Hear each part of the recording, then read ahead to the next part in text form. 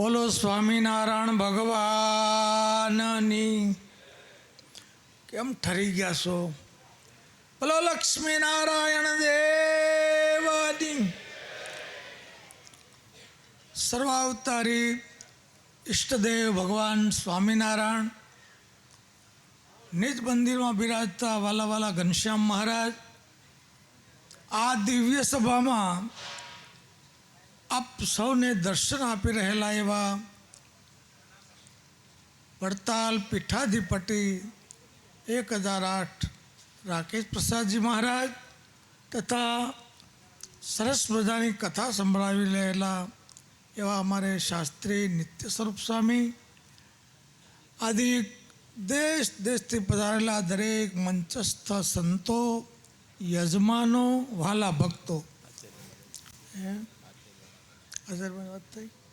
અને આચાર્ય મહારાજને તો કેમ ભૂલાય? 500-1000 કિલોમીટર હોય તો તમે તારીખ આપો એ ટાઈમે આવી જ જાય. એટલે આપણે એમને રઘુવીરજી મહારાજ તરીકે બિરદાવીશ.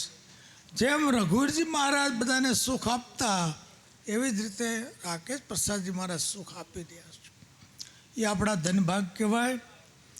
મારે પૂજ્ય જેના નિમિત્તે ઉત્સવ છે એવા જ્ઞાન સ્વામી એની એકાદી વાત કરવી છે.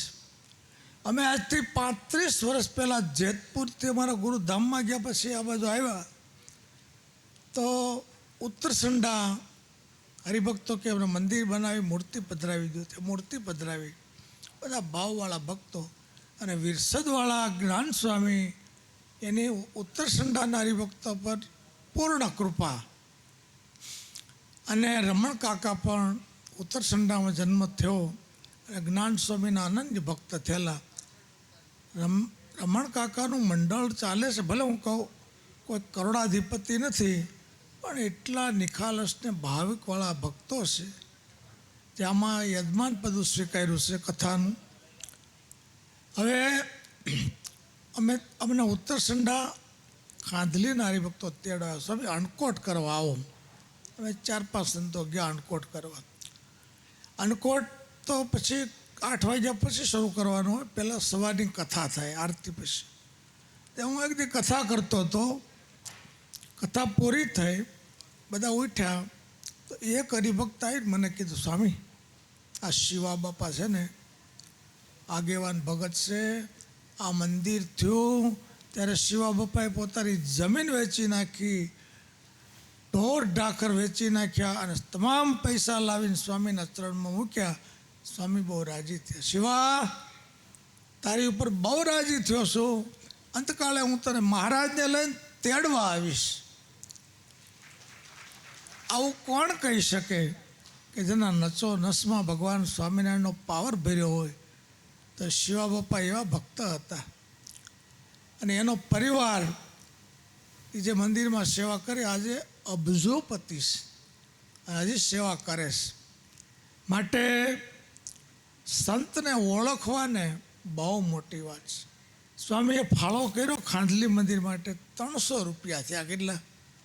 પછી શિવા બાપાએ પોતાનું સર્વસ્વ આપી દીધું અને રાજીપો મેળવ્યો.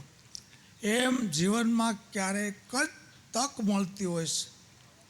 સંતો આપણે ત્યાં જોડે લઈને આવે મંદિર માટે કે હોસ્પિટલ માટે કે ગુરુકુળ માટે, તો જો પ્રેમથી આપણે આપીએ તો અનંત ગણું આપણને પાછું મળે છે. આપતા નથી પણ એ આપણે વાવીએ છીએ. ખેતરમાં તમે એક દાણો વાવી આવો તો ડુંડો આવે હાથ એકનું. એમાં સત્સંગમાં જે કાંઈ સંપત્તિ તમે વાવો, હમણાં વાત કરી સ્વામીએ કે તિથિ જવા દેતા નહીં. 25,000 રૂપિયા તો સામાન્ય અત્યારે કહેવાય. રોજ દર વર્ષે એક વખત ભગવાન આજીવન તમારા એ થાળ જમે. એમાં સંતો પવિત્ર રહેતા હોય જમે એટલે તમને અવિરત ફળ ચાલુ રહે. માટે એટલી વાત કરી. સહજાનંદ સ્વામી મહારાજની જય.